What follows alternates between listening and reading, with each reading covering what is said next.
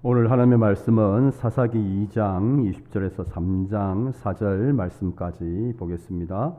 구약성경 363페이지입니다. 사사기 2장 20절에서 3장 4절까지 우리 한 절씩 교독하도록 합니다. 제가 먼저 2장 20절 말씀을 듣겠습니다. 여호와께서 이스라엘에게 진노하여 이르시되 이 백성이 내가 그들의 조상들에게 명령한 언약을 어기고 나의 목소리를 순종하지 아니하였은즉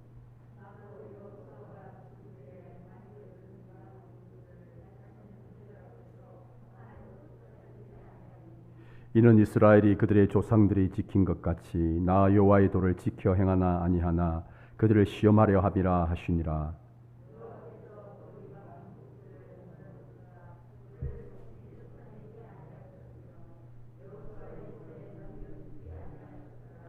여호와께서 가나안의 모든 전쟁들을 알지 못한 이스라엘을 시험하려 하시며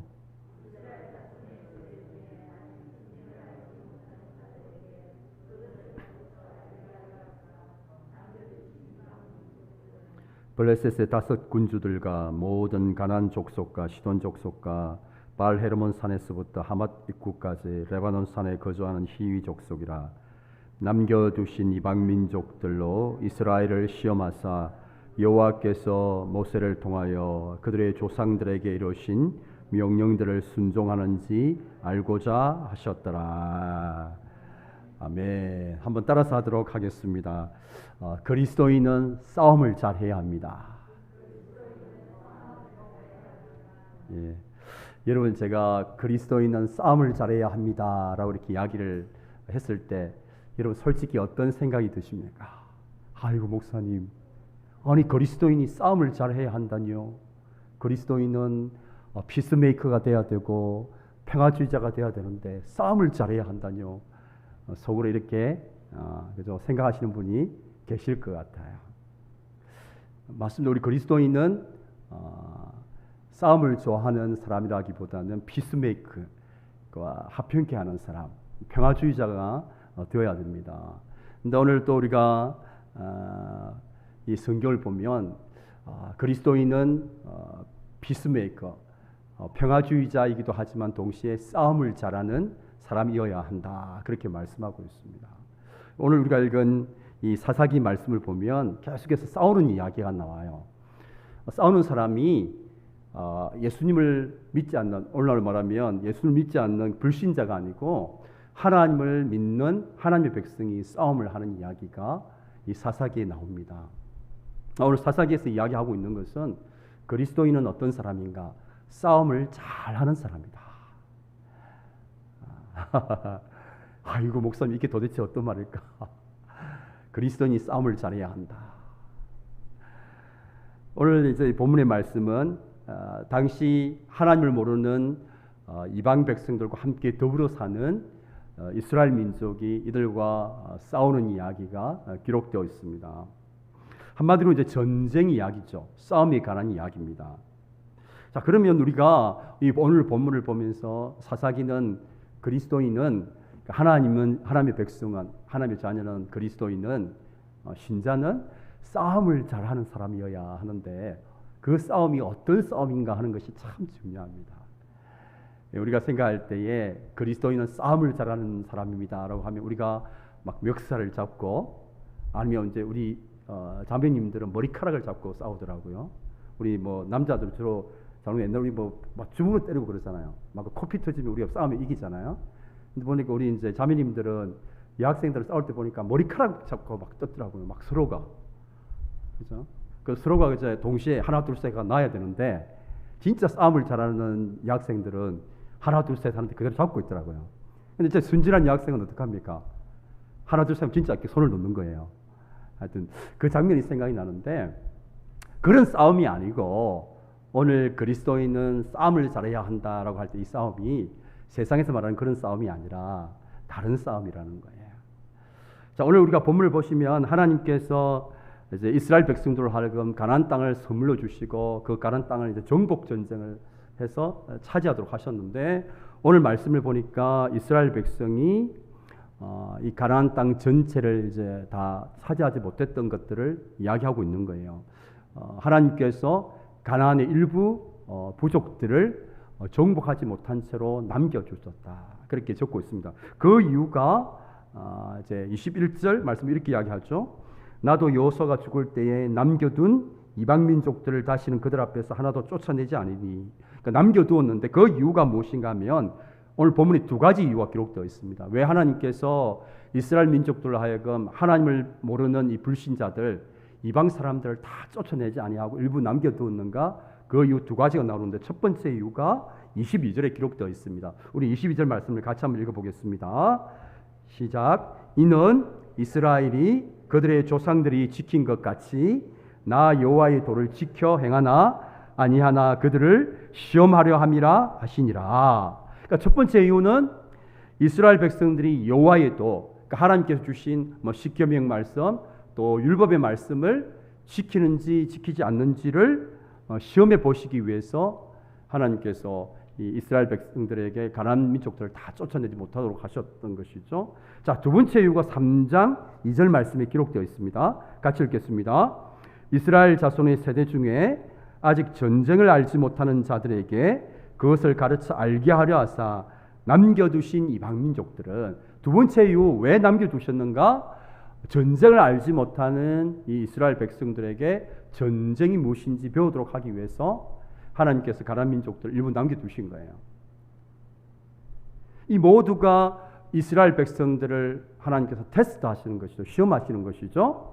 자, 우리가 오늘 새벽에도 배웠지만 하나님께서는 유혹을 하시지 않고 시험을 하십니다. 테스트예요. 그 테스트의 목적은 좋은 걸까요? 나쁜 걸까요? 좋은 겁니다. 좋은 거. 하나님이 하시는 이 시험, 테스트의 목적은 항상 선한 목적을 가지고 이 시험과 테스트가 주어지게 되는데, 자, 첫 번째 이유는 이스라엘 백성들이 이 가나안 땅에 들어가서 이방 민족과 함께 더불어 살면서 하나님이 주신 말씀을, 여호와의 도를 지키는가 지키지 않는가를 테스트하는 게 첫 번째 이유예요. 자, 두 번째 이유는 전쟁을 알지 못하는 이스라엘 백성들에게 전쟁이 무엇인지를 알도록 하기 위해서 하나님께서 남겨두셨어요. 그러면 이 두 가지 이유를 사실은 하나님께서 같이 이제 두셨어요. 이게 무슨 말인가 하면 이 두 가지가 밀접한 관련이 있다는 거죠. 이스라엘 백성들이 하나님의 말씀을 지키는 거, 여호와의 도를 지켜 행하는 거하고 또 전쟁하고 아주 밀접한 관련이 있다는 거예요. 제가 앞에서 이야기한 것처럼 그리스도인은 잘 싸워야 합니다. 싸움을 잘하는 사람이어야 돼요. 우리 김정희 집사님 싸움 잘하잖아요. 싸움을 잘해야 되는 사람이어야 돼요. 예. 근데 그 싸움이 어떤 내용인지를 보여주고 있는 거예요. 우리가 여호와의 도를 행하는 것과 이 전쟁, 싸움이 아주 밀접한 관련이 있는 거죠. 이스라엘 백성이 하나님께서 세상의 많은 사람들 중에서 선택하셔서 하나님의 자녀로 삼아주셨습니다. 우리 권사님 기도하신 것처럼 또 제가 이미 여러 번 나눈 것처럼 이거 이해할 수 없는 일입니다. 그러니까 하나님의 은혜는 이해가 할 수 없는 거잖아요. 그러니까 세상의 가치관은 사랑을 받을 만한 자격을 가지고 있어야만 사랑을 하는 거잖아요. 근데 하나님은 도저히 많은 세상에 그런 사람들이 있지만 아무리 눈을 뜨고 찾아봐도 이스라엘 백성이 뭐 잘난 것도 없고 예쁜 구석이 한 구석도 없었어요.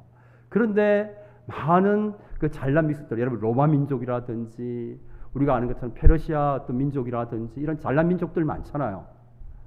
뭐 그런 민족들을 하나님의 백성을 삼아주시면 폼이 나잖아요. 다들 뭡니까? 키도 크고 막 장대도 뭡니까? 거인처럼 몸에 키도 크고 허대도 멀쩡하고 잘생기고 또 아주 문화적인 수준도 뛰어나고. 근데 이 이스라엘 민족은 원래 이제 히브리 민족이라고 그러잖아요. 이 히브리라는 뜻이 어디서 나오느냐 하면 하비루라는 뜻이에요. 하비루. 하비루가 무슨 뜻이냐면 떠돌이 민족들. 그러니까 집도 절도 없이 오늘날 말하면 떠돌았던 이 유랑 민족이 바로 하비루입니다. 하비루. 이 하비루가 이제 언어가 바뀌어가지고 히브리, 이렇게 히브리 민족. 그러니까 이스라엘 히브리 민족이라고 그러잖아요. 그러니까 얼마나 이 당시에 많은 백성들 중에 이 이스라엘 민족이 초라한 백성이었는지를 보게 돼요. 그러니까 도저히 세상적인 가치관을 보면 하나님의 백성 삼을 이유가 전혀 없는 거예요. 얼마나 잘난 민족들이 많아요.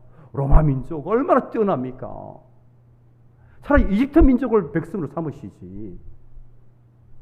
아니 우리 한민족으로 좀 삼으시든지. 이해할 수 없는 하나님의 그 은혜로 백성 삼으셨어요. 그러면서 하나님께서 이들과 언약을 맺습니다.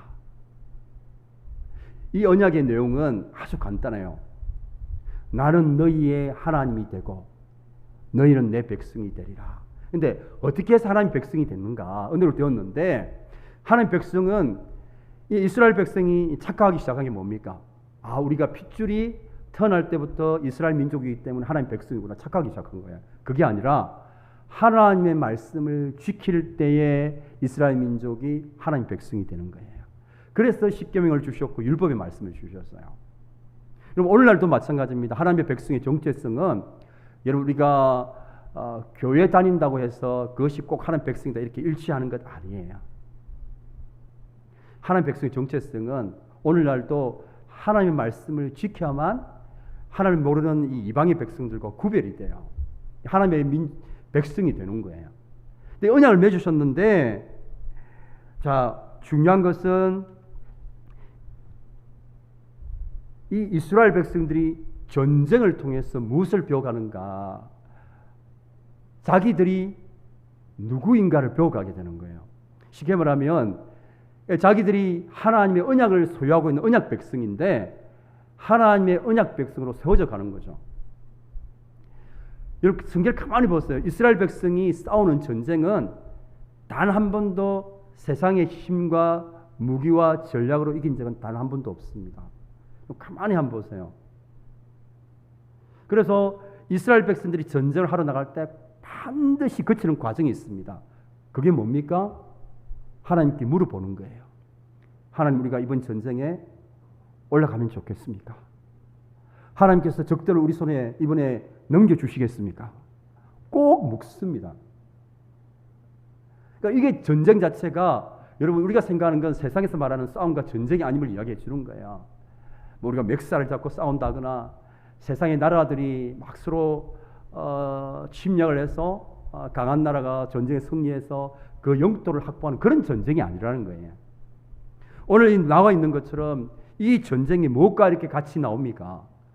여호와의 도를 지키는가 지키지 않는가, 이거 관련되어서 나오는 거예요. 그러니까 오늘 이스라엘 백성들이 성경을 보면 그렇게 많이 싸우는 이 전쟁은 세상 사람들이 말하는 그런 전쟁이 아니라 어떤 전쟁이라는 겁니까? 한마디로 언약 전쟁이에요. 언약 전쟁. 언약을 지키는가 지키지 않는가의 전쟁입니다. 언약 전쟁이 너무너무 중요합니다. 다른 말로 하면 이 사사기에 나오는 하나님의 백성 이스라엘이 싸우는 전쟁은 단순히 땅을 차지하기 위한 그런 전쟁이 아니고 적들을 쫓아내기 그런 전쟁이 아니라 그 전쟁의 내용은 언약 전쟁입니다. 하나님의 언약을 지키는가 지키지 않는가의 이 싸움인 거예요. 다른 말로 하나님께서 약속의 말씀을 주셨잖아요. 이스라엘 백성이 수많은 언약의 말씀을 주셨잖아요. 그러니까 이제 이 이스라엘 백성이 가나안 땅에 들어가서, 가나안 땅은 이 하나님을 모르는 민족들이 살고 있단 말이에요. 원래 우리가 똑같아요. 하나님께서 우리를 구원하셔서 출애굽하셔서 어디로 보내셨습니까? 이 하나님을 모르는 이 세상으로 우리를 보내셨잖아요. 우리 주님께서 내가 너희를 보내노라 하잖아요. 그러므로 너희는 가서 세상으로 보내셨단 말이에요. 하나님 우리를 예수님을 믿고 하나님 자녀 삼으시고 보내신 곳이 어디입니까? 세상이라면 이 세상이 가나안 땅과 같아요. 여기에 누가 있습니까? 바알을 섬기는 사람들이 살고 있단 말이에요. 그러니까 돈을 섬기고 세상의 풍요를 섬기는 이런 바알을 신을 섬기는 하나님을 모르는 이방 사람들, 불신자들이 살고 있는 땅이란 말이에요.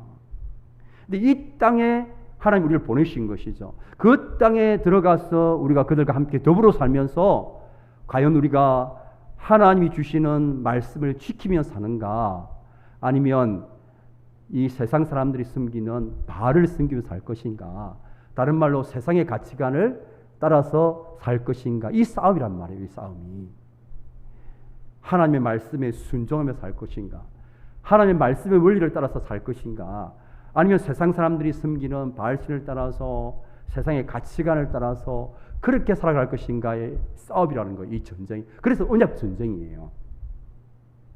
그래서 오늘 이제 하나님께서 이스라엘 백성들을 이 가나안 땅에 보내시면서 이 가나안 땅에 그 이방 민족들을 남겨두신 이유가 바로 여기에 있는 거예요. 이 전쟁을 통해서 이스라엘 백성들은 자기들의 정체성을 이렇게 배우게 돼요. 하나님의 언약 백성이라는 정체성을 배우게 되고 또 언약 백성의 정체성에 맞게끔 이렇게 만들어져 가는 거예요. 여러분, 전쟁은 하나님을 의지하지 않으면 이길 수가 없어요. 머릿수로도 게임이 안 되고, 여러분, 이 당시에 이스라엘 백성이 가지고 있는 무기는 없습니다. 여러분, 겨우 다윗 시대에 들어와서 왕만 겨우 칼을 하나 가지고 있을 정도예요. 여러분, 이 시대에 가지고 있는 사람, 우리 생각처럼 칼이나 이런 걸 소유하고 있지 않습니다. 그런데 가나안 민족들은 청동 무기를 소유하고 있었어요. 게임이 되겠습니까? 나무하고 청동하고 싸우면 어떻게 되겠습니까? 이 총하고 뭡니까? 칼하고 싸우는 거 마찬가지예요. 이길 수가 없어요. 그러니까 이스라엘 백성들은 이 싸움을 하고 나면 어떻게 합니까? 철저하게 하나님을 의지할 수밖에 없는 거예요. 그러면 이 전쟁을 이길 수 있거든요.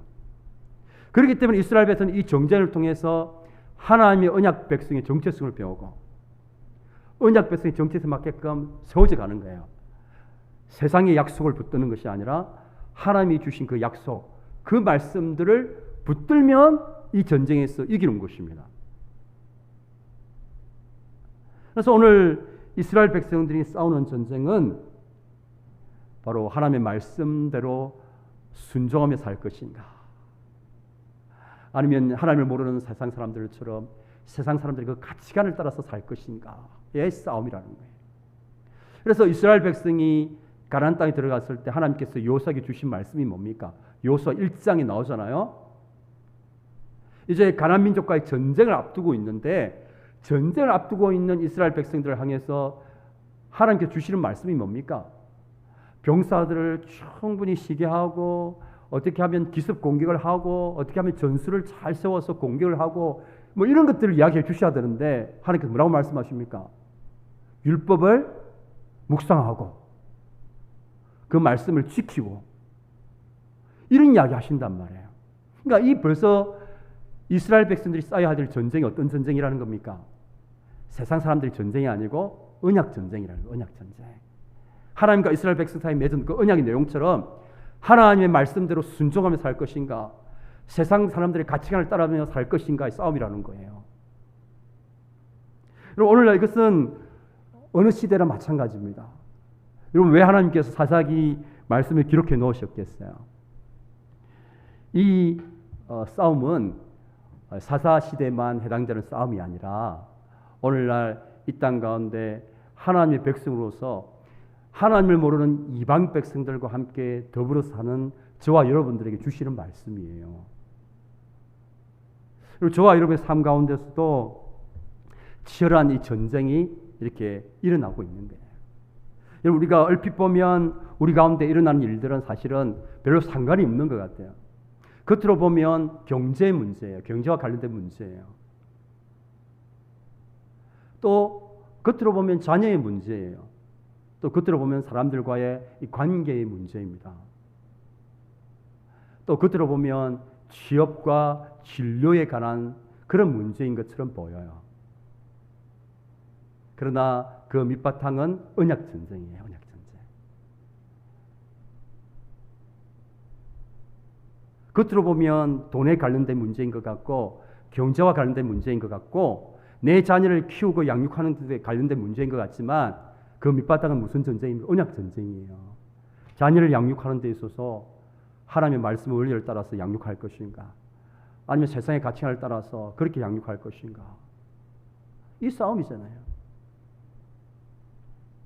우리 취업을 준비하는 우리의 청년들이, 우리의 자녀들이 하나님 말씀 원리를 따라서 하나님께서 선한 길을 예배해 주실 것을 믿고 하나님을 의지하고 하나님의 인도하심을 따라서 갈 것인가, 아니면 세상 사람들처럼 그저 자신 열심히 스펙 쌓고 그렇게 해서 자신의 길을 개척해 나갈 것인가, 이 싸움이죠. 이런 겉으로 보면 사람들과 관계의 문제인 것 같지만 그렇지 않아요. 그 속에 영적 전쟁이 있어요. 어떤 싸움입니까? 하나님 말씀대로 서로 불쌍히 여기고 서로 사랑하고 그렇게 용납하고 살 것인가, 아니면 서로 판단하고 정죄하고 미워하고 그렇게 살 것인가? 이 싸움이고요. 결국은 언약 전쟁입니다. 우리 삶에 일어나는 전쟁이. 저도 마찬가지. 저도 이제 목회를 하지만 제 속에 일어나는 전쟁이 어떤 전쟁이겠습니까? 하나님의 그 말씀대로 주님의 교회를 이렇게 양육하고 성도들을 세워갈 것인가? 아니면 제 목회적인 어떤 욕심을 따라서 어떻게 하면 교회를 막 키우고 막 이런 것을 할 것인가? 싸움이에요. 그러니까 우리 삶에 일어난 전쟁이 겉으로 보면 막 다른 옷을 입고 막 온단 말이에요. 경제에 관련된 문제인 것 같고, 정말 우리가 이 경제 문제도 사실은 그 밑바탕은 뭡니까? 정말 우리가 하나님께 주신 말씀처럼 사람이 떡으로만 사는 것이 아니라 하나님의 입으로 나오는 말씀으로 사는 것이다. 너희가 먼저 그의 나라와 그의 의를 구하면 필요한 모든 것 다 채워주시겠다. 이 싸움이란 말이에요. 이 싸움. 하나님이 당신의 자녀들의 광야에서 만나와 외출을 통해서 먹이고 입히시고 나서고 하신 말씀이 뭡니까? 사람이 떡으로만 사는 것이 아니다 라고 말씀하셨어요. 그 말씀은 이 말씀과 이 말씀대로 살 것인가? 아니면 세상대로 살아가는 것처럼 아니잖아요. 떡이 전부란 말이에요. 그것을 위해서 할 것인가? 싸움입니다. 그러니까 오늘날도 우리의 삶 가운데 일어나고 있는 전쟁의 결국은 그 내용은 언약 전쟁이에요. 말씀의 원리를 따르며 살 것인가? 아니면 세상 사람들의 가치관을 따라서 그렇게 살 것인가의 이 싸움인 것이죠. 그런 면에서 그리스도인은 잘 싸우는 사람입니다. 그리스도인은 싸움을 잘 해야 돼요. 어떤 싸움을 잘해야 됩니까? 멱살을 잡는 그런 싸움을 잘하는 게 아니고 어떤 싸움을 잘해야 됩니까? 하나님의 말씀대로 살기 위해서 그런 싸움을 해야 되는 사람이에요. 자기의 이 죄의 본성에서 나오는 세상적인 욕심과 정욕을 세상의 가치관대로 따르고자 하는 그 가치관을 내려놓는 싸움을 잘하는 사람이어야 하는 거죠. 그래서 그리스도인은 싸움을 잘하는 사람이어야 합니다. 잘 싸워야 돼요. 오늘 우리의 삶 가운데 하나님의 백성으로 저와 여러분이 살아가는데 저와 여러분이 정말 싸워야 될 하나님의 백성으로 싸워야 될 그 전쟁의 내용이 무엇인지를 정확하게 여러분들이 인식하고 계셔야 됩니다. 언약 전쟁이에요. 언약 전쟁. 오늘도 치열하게 이 언약 전쟁이 계속되고 있는 우리의 삶 가운데 딴 것 없어요. 하나님 말씀대로 사는가 아니면 내가 세상의 가치를 따라 사는가 이 두 가지로 나누어지지 이 중간에 회색지대가 없습니다. 그러니까 내가 하나님 말씀대로 살지 않으면 세상의 가치를 따라 사는 거예요. 그러니까 중간지대가 없다니까요. 그러니까 치열한 이 영적 전쟁이 매 순간 우리의 삶 가운데서 일어나고 있는 것입니다. 여러분, 저와 여러분이 싸워야 될 전쟁이 뭡니까? 하나님의 말씀대로 순종하기 위해서 힘쓰고 애쓰고 우리의 이 욕심과 정욕을 자꾸 십자가에 못 박는 그런 싸움을 해야 되는 거죠. 우리가 선택의 순간에 있어서 또 우리가 사람을 우리가 대하고 때로는 사업을 하고 때로는 우리가 자녀를 양육하고 사람과의 관계에 있어서 늘 이제 뭡니까? 우리가 하나님의 말씀대로 하나님의 말씀의 원리대로 그렇게 순종하며 살 것인가 아니면 세상 사람들처럼 그렇게 세상의 가치관을 따라서 할 것인가 하는 거죠. 여러분, 오늘날 한국 교회의 참 안타까운 모습이 뭡니까? 이 교회 안에 세상의 이 가치관이 들어온 거예요. 인본주의 가치관이 들어온 거예요. 그래서 뭡니까? 교회 안에서도 세상의 어떤 지위와 어떤 위치를 가지고 있는 사람들이 교회 안에서도 막 힘을 써요. 그런 사람들이 교회의 직분자가 되고 그렇게 합니다. 국회의원들이 세상의 국회의원이 막 교회 장로님이 돼요. 물론 뭐 신앙이 좋으면 당연히 세워져야 되죠. 그러나 우리 모두가 저분이 과연 그리스도인이라고 할 수 있는가? 라는 이제 질문을 던질 만큼 이렇게 가끔씩 매스컴에 나오는 그리스도인의 모습을 보면 참 마음이 아파요. 오늘날 교회가 작동되는 원리가 말씀의 원리에 따라 작동되어져야 돼요. 교회가 이제 이렇게 행정들이 있잖아요. 교회를 세우고 성도들을 돌보고 양육하고 제가 또 이렇게 이제 이렇게 담임 목회자니까 우리 전도사님과의 관계 속에 있어서도 이 말씀의 원리가 작동되는 거예요. 세상의 원리처럼 제가 뭐 대장이고 우리 전도사님은 제 부하고 막 제가 부려먹고 갑질하고 이게 뭡니까? 이게 이제 세상의 가치가 작동하는 거예요. 말씀의 원리를 따라서 어떻게 합니까? 서로 숨기고 사랑해주고 아끼고